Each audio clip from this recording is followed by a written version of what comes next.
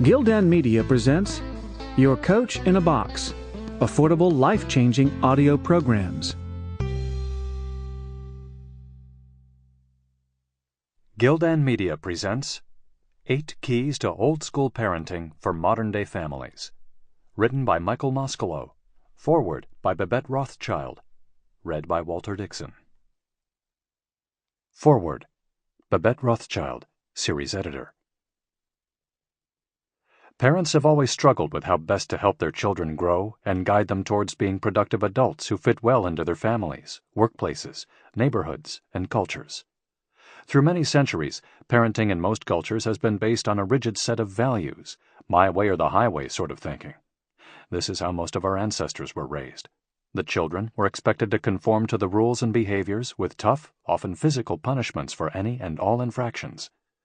At the turn of the 20th century, Freud's psychoanalysis and psychology became influential in child-rearing. The modern view was that the traditional parenting and upbringing methods might be to blame for psychological distress and other problems in adulthood. Parents became concerned about how their children would fare psychologically throughout life. It became a popular practice to prioritize easing a child's stress and to consider the child's feelings about rules and punishments, putting the child at the center of the parenting. In the extreme, children were making their own decisions about what was and was not acceptable, sometimes virtually raising themselves. This approach spared parents the risk of making mistakes, but it also deprived those children of much-needed guidance and containment. This child-centric trend reached into the schools. I remember in the 1960s the emergence of free schools that had many of the same values of child-centered parenting.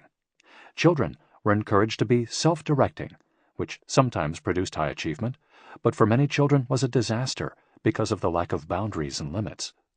This kind of free school teaching trend has reversed in many sectors, giving way to a return to more structured teaching and guidance. Perhaps parenting needs to follow suit. Michael Moskalow's 8 Keys to Old School Parenting for Modern-Day Families is a breath of fresh air in the current library of parenting literature. He takes a critical look at the recent trends toward child-centered parenting, evaluating the successes and failures of that popular approach. Finding that the disadvantages have outweighed the advantages, Moskalow proposes a return to old-school values in parenting, but without the rigidity and sometimes violence of the good old days. He is not swinging the pendulum back to 1800s parenting, rather identifying the most important and successful features from the old school and giving. Sample complete.